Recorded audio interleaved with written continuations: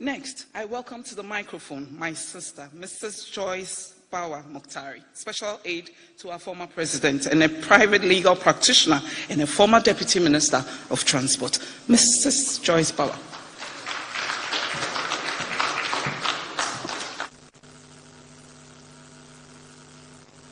Ladies and gentlemen, thank you very much, my sister Obobia. Ladies and gentlemen, good evening to you all and welcome to this auspicious thank you evening. Kindly permit me first and foremost to welcome you on behalf of the 2020 presidential candidate of the National Democratic Congress, His Excellency John Dramani Mahama, and his vice presidential running mate, Professor Nana Jane Opoku-Agyeman, to this evening's Thank Ghana address. In less than 1 month, it will be a year since our beloved country, Ghana, witnessed its worst conduct of a general election in this fourth republic. We will be commemorating the bloodiest election in the history of our country, an election in which 8 innocent people lost their lives, including a young child. Not on the election day, but during the process of collation of the results of an election. This is an election that we in the National Democratic Congress believe, and many other Ghanaians believe same, that we won. As many of the chiefs, religious leaders, and ordinary Ghanaians publicly acclaimed during President Mahama's thank you tour, the people of Ghana can only share their compassionate love for our leader, a truly selfless individual, a politician who believes in the welfare not only of the people, but the future of this beautiful country.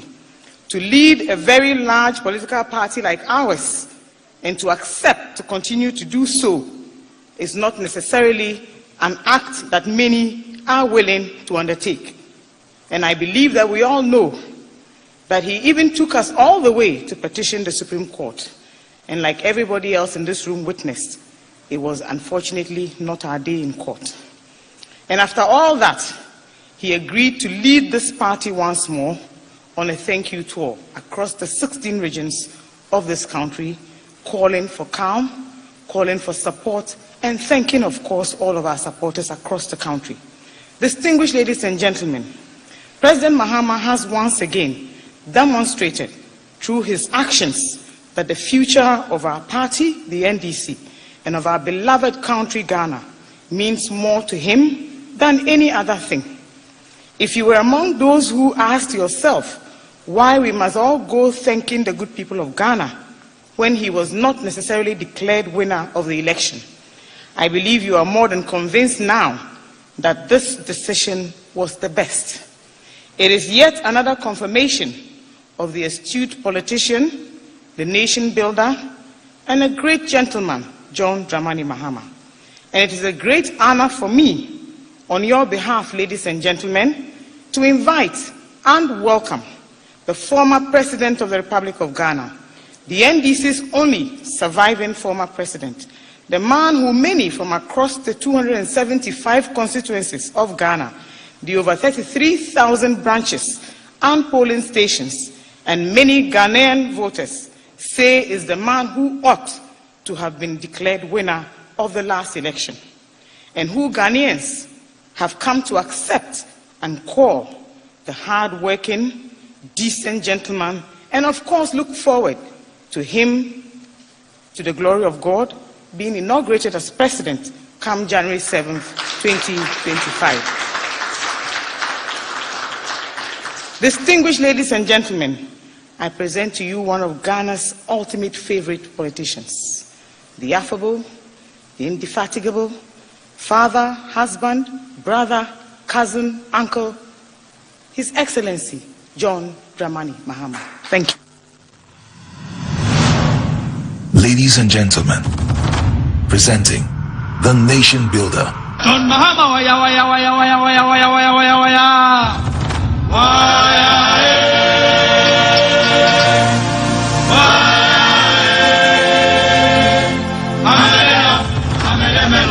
John Mahama, Come on, come on, John Mahama, waya, waya, waya, waya, waya, waya.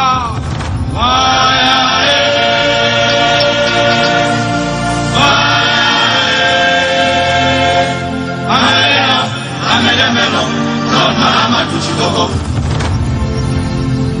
A nation builder is one with vision, a planner, and a master tactician. Here's a man with a team that understands that the implementation of free senior higher education, for example, requires adequate infrastructure in order not to destabilize an already working quality educational system. This is a man with a team that negotiates deals in a holistic manner, like the Tema Port Expansion Project that concluded with the construction of the Tema Motorway Interchange for ease of transport of goods.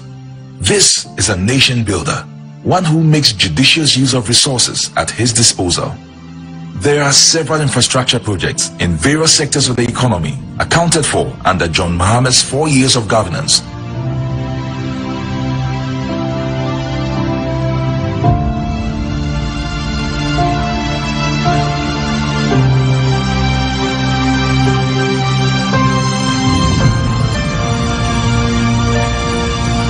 This nation builder is trustworthy, one who is faithful to his promise. John Mahama promised to end doomsday, and truly he did, leaving the nation with excess megawatts of power at the end of his first term in office. This nation builder is a unifier.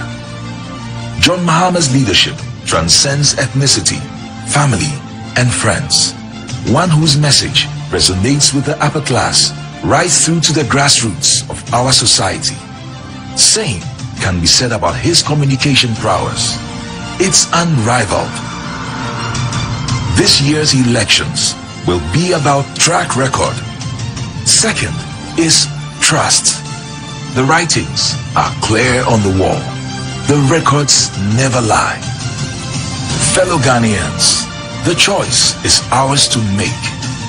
Fellow Ghanaians, presenting John Dramani Mahama.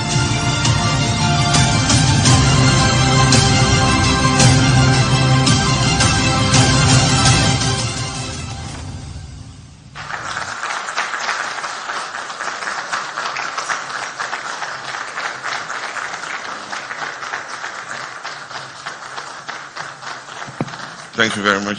Please be seated.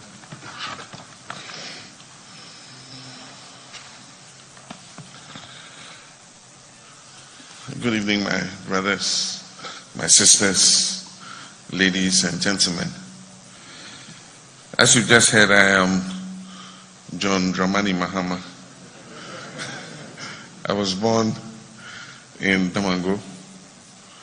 I grew up in Accra and Tamale and spent my holidays in Damango. I schooled in Achimota, in Tamale, at a great Ghana Secondary School, and then Legon, and later did my postgraduate studies in the then Soviet Union, USSR.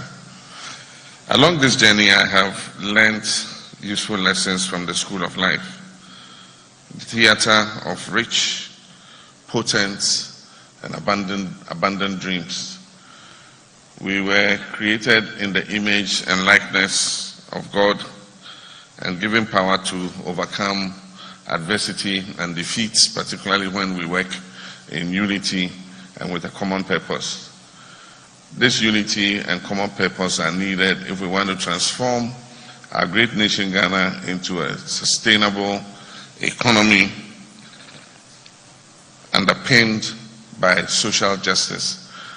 As Social Democrats, the National Democratic Congress, that is the NDC, believes and has always subscribed to a compassionate political philosophy that seeks to create opportunities for all to develop to their fullest potential, and not just a few people. The framers of our Constitution and national laws espoused these principles and directed our governments to bolster social justice through equitable, prudent, and sustainable allocation of our national resources with the future generation in mind.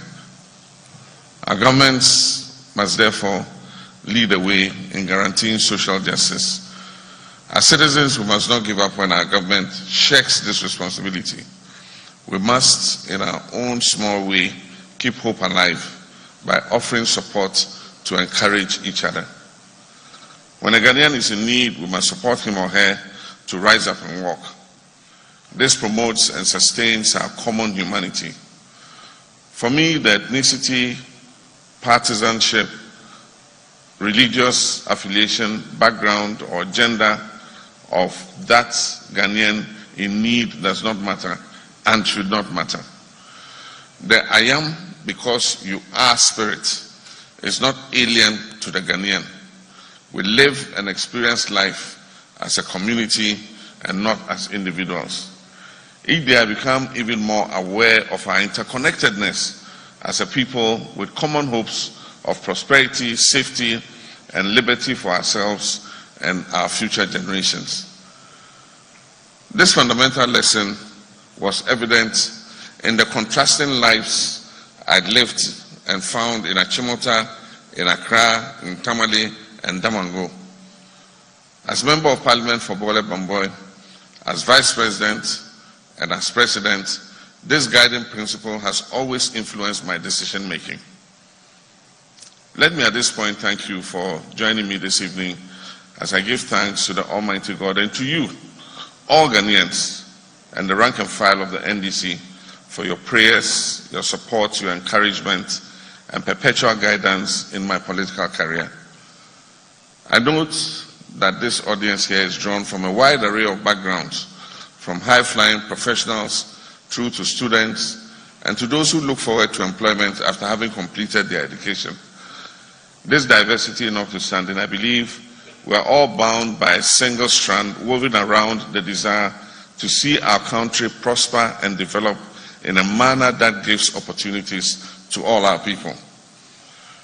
It has been barely a year since Ghanaians went to the polls to elect a president and 275 members of parliament. Despite misgivings we had about the processes leading up to the election, we had reposed hope and confidence in what was a time-tested tradition of peaceful and fair elections since our democratic return in 1992. Our expectations proved to be misplaced as the worst possible election in 29 years was delivered last year. The umpire of our elections, the Electoral Commission, for some reason chose to sacrifice the much heralded good image it had carved over the years. Our difficulties with the elections have been well documented, and I would belabor the point if I recounted them here. Suffice it to say that the kind of violence that claimed the lives of 8 of our citizens, the misuse of security agencies to influence the outcome of elections in some constituencies, and the general uneven playing field that marred the 2020 elections should never be allowed to recur.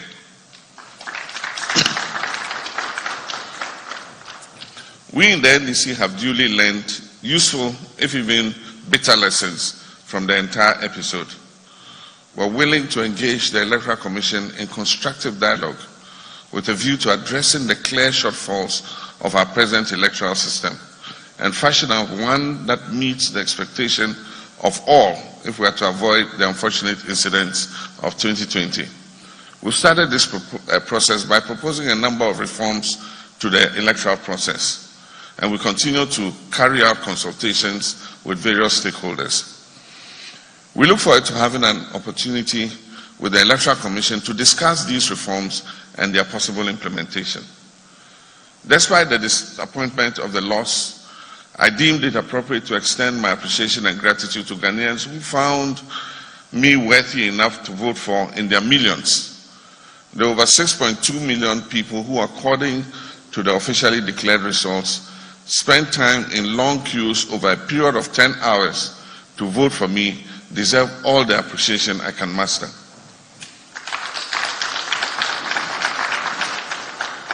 Their show of support is a great source of encouragement for me and the great NDC which I led into the elections, that we have the trust of Ghanaians and that with the right approach, we will be victorious the next time round.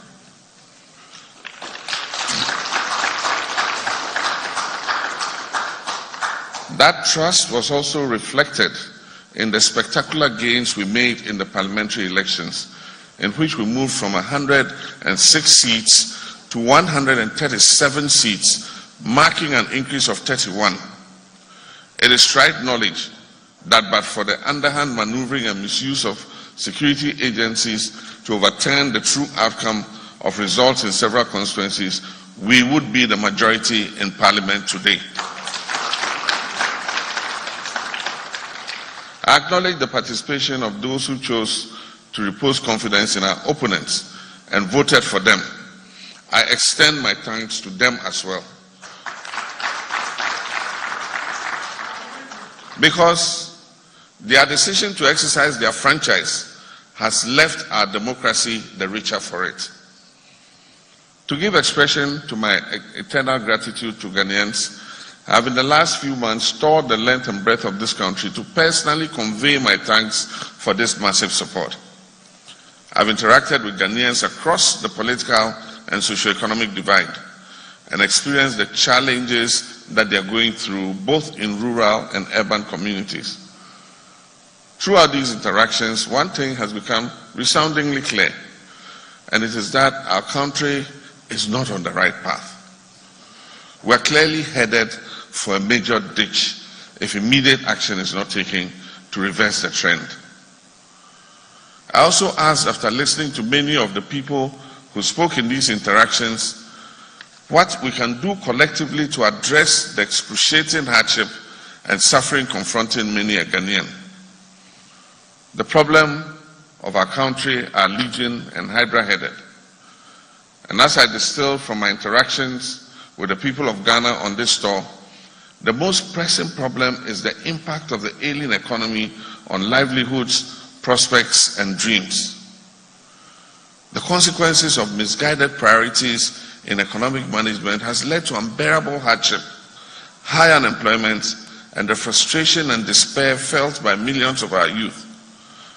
Other concerns include the bastardization and politicization of state institutions, the mounting corruption, rising insecurity, abuse of power, lack of investment in critical infrastructure, and abandonment of projects and heavy-handed governance. The tragedy of our current national situation is that we have a government that appears completely unwilling to acknowledge the problems and even begin the process of addressing them.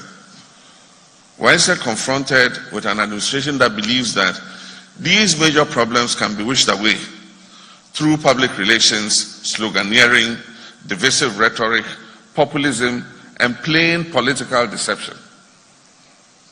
Take our present economic state, for example.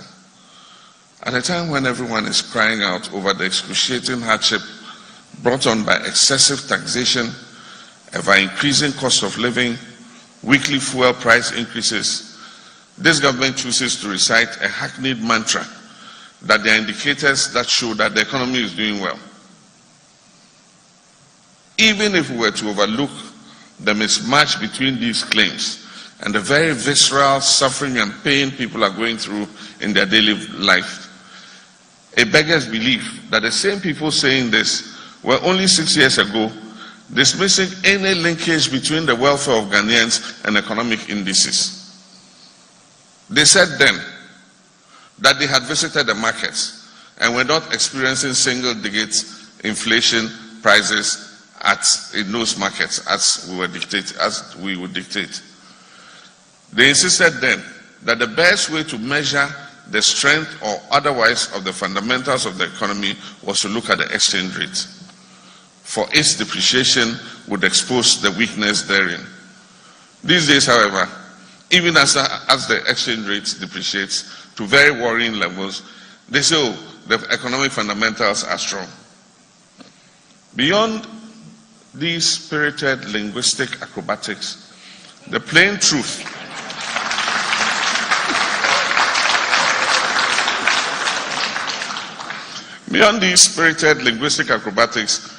the plain truth, which we all see and feel, is that the Ghanaian economy is in deep crisis. At the micro level, we feel the heavy impact of a troubled economy when we go to the market and find prices of basic items rising with alarming rapidity. We also feel it when we go to the fuel station and find that the already high price of fuel has increased once again. We further feel it when our rents are increased, or when we get onto Trotro and find that fares have gone up because of increases in fuel prices. Importers feel the pinch because duty at the ports have become almost impossible to pay due to the amount of taxes slapped on them. The daily struggle of Ghanaians to make ends meet would be impossible to recount in one address. The question we ask, however, is how have things moved from bad to worse so quickly when we're promised a much better and more affordable standard of living? I would say this is the direct result of the mismanagement of the Ghanaian economy by its current managers.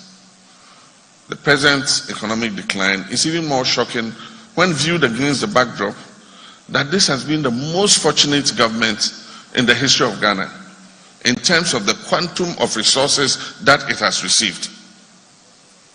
After inheriting an economy that had made remarkable recovery from the shocks of a protracted energy crisis, commodity price falls, and much lower oil revenue, this government has brought this economy to its knees in ways that are totally unacceptable. In pursuit of a just and fair society, the NDC administrations of Professor John Evans Atta Mills and my good self between 2009 and 2017 achieved inclusive progress in the face of intractable national challenges.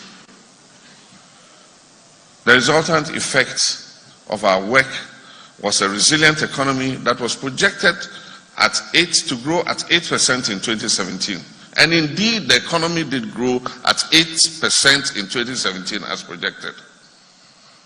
We're focused on the management of the economy in its entirety and not just in mere econometrics.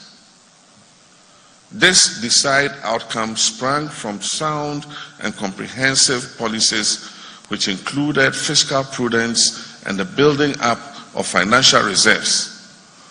Unfortunately, this government has succeeded in squandering all the unprecedented opportunities it had and has plunged us into dire financial straits. The situation has become so grave that only last week, almost every credible international financial institution, including the Fitch rating agency, reported that Ghana has lost access to the international bond market. Indeed, this government was forced to abandon the issuance of a critically needed $1 billion in green and social bonds due to very high and unsustainable public debt levels. This is a result of a total loss of confidence by the international market in the Ghanaian economy. They do not trust us to be able to meet our repayment obligations because our finances are in shambles. At the last reckoning, in the second quarter of this year, our total public debt stood at 334 billion Ghana cedis, representing a debt to GDP ratio of over 80%. And according to Fitch, this is set to rise in 2022 and reach 90% if no action is taken by 2023. This also means that the public debt has increased by 214 billion Ghana cedis from the 120 billion in January 2017. The debt to GDP ratio in January 2017 on the current rebased GDP was 56%. So how have we gone from 56% to almost 80% in 4.5 short years? Available data shows that Ghana's Eurobond debt of 13.2 billion is the third highest in sub-Saharan Africa. Expressed as a percentage of GDP, we have the highest in sub-Saharan Africa. That is, if you express the debt to GDP as a ratio of GDP. We have the highest in sub-Saharan Africa at a staggering 17.8% of our Eurobond debt. The consequence of this unbridled borrowing is that this year we'll spend over 35.8 billion Ghana cedis paying interest alone on our debt. Added to amortization, that is debt repayment of over 15.2 billion Ghana cedis. It means we'll pump 92.7% of tax revenue, amounting to about 51 billion, into debt servicing alone. With total revenue, both tax and non-tax, for this year projected to be 72 billion, we will only have 21 billion left to meet all other commitments after we have paid our debt service. And this 21 billion won't be enough to meet the public wage bill for 2021, which stands at 30.8 billion. The money left will be 21 billion, and our public wage bill is 30.8 billion. To bridge the gap between 21 billion and 30.8 billion, government must borrow more, and this will swell the public debt even further.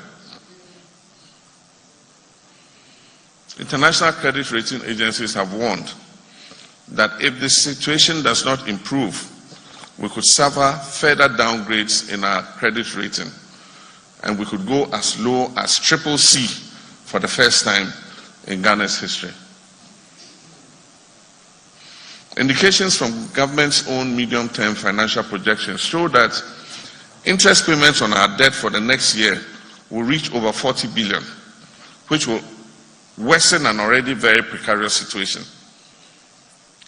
The debt overhang has been exacerbated by an unprecedented budget deficit of 15.6% and a primary deficit of 8%, including energy sector and financial sector payments recorded in 2020. The primary deficit is the clearest indicator of fiscal indiscipline.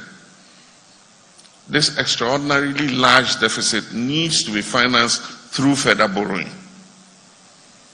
It was in a desperate effort to raise revenue to meet these obligations after squandering all the resources generated that government imposed a tall list of taxes in the 2021 budget, which have inflicted severe pain and suffering on Ghanaians. In effect, they punish Ghanaians for their own mishandling of the economy.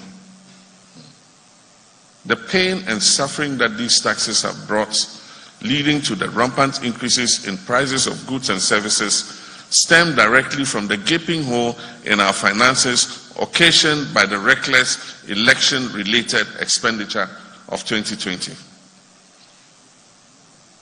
The government has attempted to conceal its appalling incompetence and recklessness in the management of the economy with the COVID-19 pandemic. While the pandemic posed a major challenge to the global economy, including ours, it is quite clear in our case that it was the desire to win elections at all costs that got the government to engage in unbudgeted consumption expenditure to create an artificial feel-good factor before election 2020. It is this overspending that led to the very large deficit that has undermined the economy and left us in this parlous shape. Data from our neighbors and other comparative countries in sub-Saharan Africa who were also ravaged by the same COVID-19 clearly shows that almost all of them kept their economies within manageable limits and have not been thrown into economic crisis that Ghana finds itself in today. Let me begin with Cote d'Ivoire, which was President Akufo-Addo's favorite comparator to Ghana in the run-up to 2016. He was always very happy to compare Cote d'Ivoire and Ghana. COVID-19 did not affect us any more extraordinarily than it did Cote d'Ivoire. Yet, their budget deficit for 2020 was 5.9%. and their debt to GDP ratio stands at 45.7%. Togo, Benin, Nigeria, Sierra Leone, Liberia, and Niger, and others have deficits below 7%, while their debt to GDP is nowhere near the 80% that Ghana has recorded.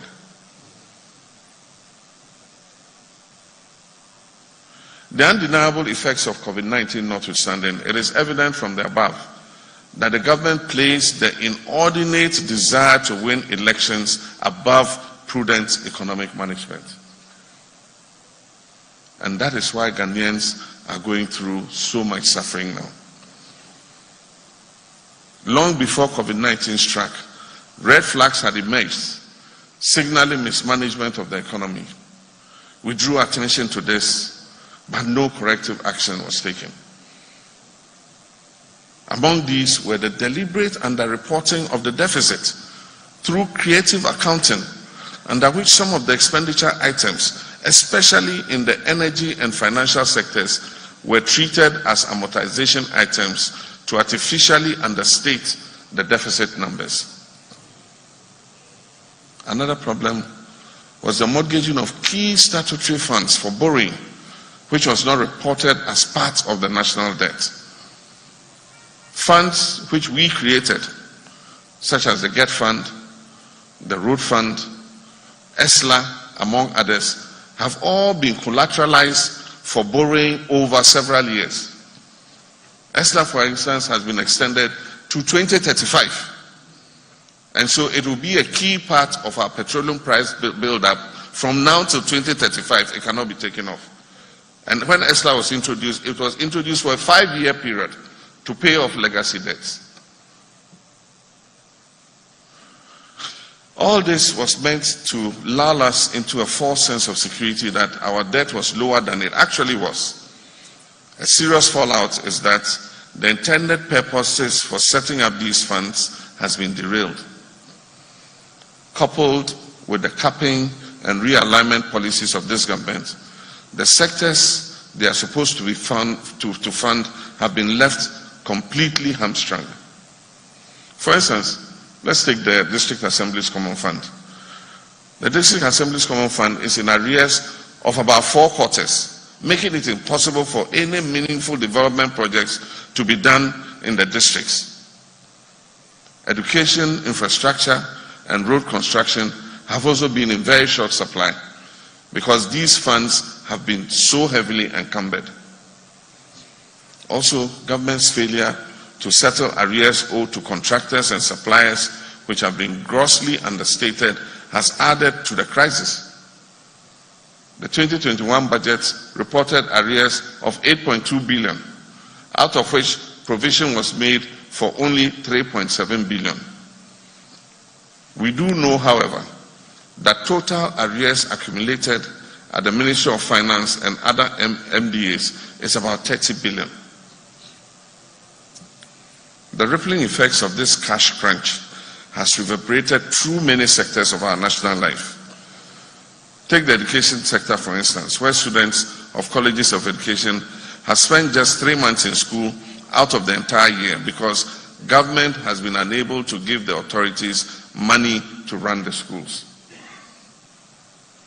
At the second cycle level, this cash crunch has led to an erratic academic calendar and uncertainty as students are sent home and recalled at irregular intervals. At the basic level, government has not been able to provide textbooks based on the new curriculum. For 2 straight years, no textbooks based on the new curriculum, forcing authorities to revert to the old curricula, which was supposed to be outdated. The present economic situation has fueled talk among credible financial institutions and analysts, both local and foreign, of an IMF program to restore investor confidence in the economy. Who would have thought that the arch opponents of IMF programs in the immediate past will now find themselves in a situation where an IMF program will be recommended as a way out of the terrible economic mess in which they have left this economy. I had stated when we went to the IMF in 2014, with economic indicators and an environment that were much better than we have today, that it was going to be our last such program, because we were confident that our homegrown fiscal consolidation program, which won the confidence of investors, brought stability back to the economy, and laid the foundations for the earlier gains under this administration, would be sustained and mistakes of the past will be avoided. The reality today is that despite all the gains we made, which we bequeathed to the current administration, including revenue from 2 additional oil fields, and all the resources they have received, totaling in excess of 400 billion Ghana cedis in the last 5 years, our country is virtually bankrupt today.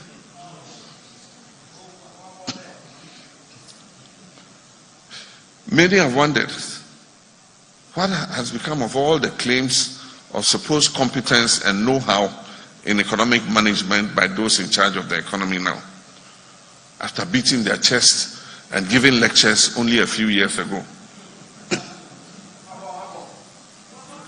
There are indications that government prefers to impose more hardship and suffering on Ghanaians by introducing very painful fiscal measures in the 2022 budget, which is expected to be read next week as a way of avoiding an IMF program. This government must realize that there is only so much that the already overburdened Ghanaian people can bear, and piling on more taxes and levies on them will have devastating consequences on our households. The very high cost of living will go through the roof, leading to severe suffering for millions of people. And in any case, what happened to the mantra of from taxation to production? This is not a time for more taxes. The people are already reeling under the heavy weight of existing taxes. This is a time for efficiency and the modest use of the taxes that are collected from Ghanaians.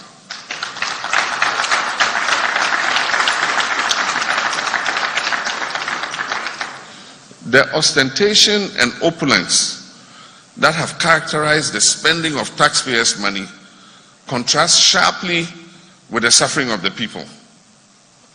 The misuse of scarce resources on the avoidable creature comforts of the president and other leading officials must come to an end. It is an unpardonable show of disrespect and insensitivity to the plight of the suffering of the mass of millions of Ghanaian cedis spent on renting luxurious aircrafts for presidential travel at a time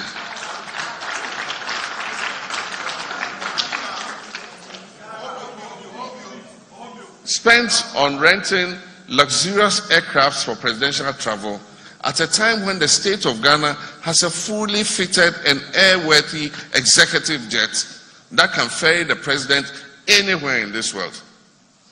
And I know because I use that aircraft. Professor Mills used that aircraft.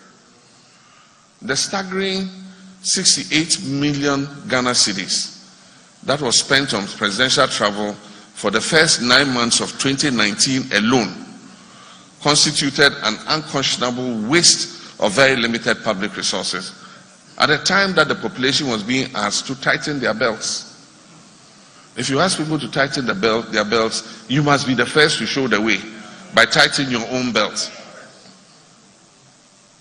Leaders must be in tune with the sensibilities of the people. Resources entrusted into their care must be used judiciously for the public good and not for the excessive comfort of the leaders. If this kind of waste was avoided, significant resources could be saved to address some of the more pressing concerns of the people. The loss of confidence in the economy has triggered very worrying sell-off of our bonds. And the sell of our bonds is not due to Sam Jatta George. Don't blame Sam Jatta George for the loss of confidence in our bonds. And this is putting further pressure on our beleaguered city. Firm decisions need to be taken immediately to demonstrate to investors that we have what it takes to turn the situation around. The critical decisions that must be taken to save the economy from imminent catastrophe must be guided solely by what is prudent and in the national interest, and not what is politically expedient. Another problem that requires immediate resolution is the explosion in unemployment. The specter of tens of thousands of frustrated and desperate young men and women running and falling over themselves to apply for very limited positions in security agencies, as we have recently seen, is most heartbreaking and deeply disturbing. Unemployment has truly become a national security crisis. Somebody says it's a pandemic. I agree with you. Here too, the government's approach has been one of nonchalance and the bandying about of dubious employment creation figures. This has been coupled with ad hoc and unsustainable measures that have led to throwing back onto the streets of tens of thousands of NAPCO recruits with virtually no hope of finding sustainable employment. At the core of our message to the people of Ghana in 2020 was jobs, because the unemployment issue was staggering and the youth bulge has surely become a major threat to our economy and our country. And that is why we made jobs the central pillar of our manifesto for the 2020 elections. From all the pillars of our policy planks in the People's Manifesto, infrastructure for growth, fixing the economy, tax cuts for jobs, developing a digital, functional economy, among others, our focus was on jobs and prosperity for all. Indeed, that was the slogan. But for the actions of the Electoral Commission and the subsequent verdict of the Supreme Court, an NDC administration would probably have been in place today, and the implementation of our various people-centered policies would have provided you and all of us better conditions of living than we are seeing today.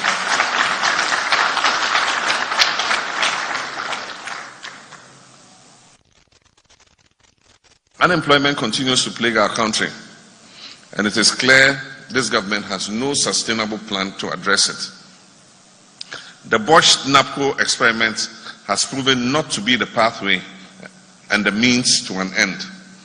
We need to come together and face youth unemployment head-on. And I have said previously that we are prepared to cooperate with government to go into a jobs and employment summit so that we can all bring our ideas to bear in easing the problem that our youth face. The NDC's 1 million Ejumapa jobs creation plan, the free technical vocational education and training and national apprenticeship programs as contained in our manifesto are still relevant and available for this government to draw on for implementation. We will not take any copyright fees.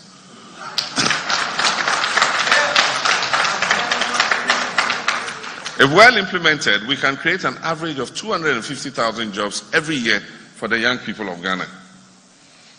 In our manifesto, we also provided plans to make Ghana a 24-hour economy with 3 shifts of 8 hours each.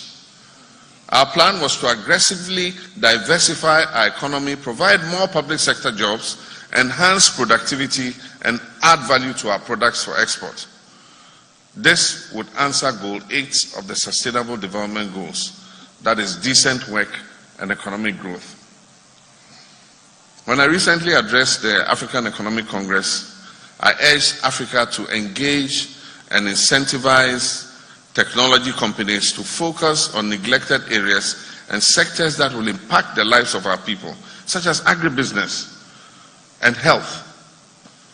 Further encourage fintech companies to show more differentiation and diversification instead of the seeming over-concentration on creating only payment platforms that are high-yielding today.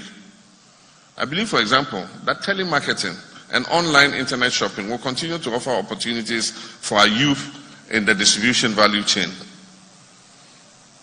These are not things that I talk about in a vacuum. They are well thought through and structured solutions ready for implementation. On pages 41 and 42 of the abridged version of the 2020 People's Manifesto, we have laid out comprehensively how a digitally functional economy will be developed, among others, build on the infrastructure needed, train and create jobs, ensure expanded financial inclusion, introduce next generation agriculture, cybersecurity, among others. To further reduce the burden of unemployment, this government has a unique opportunity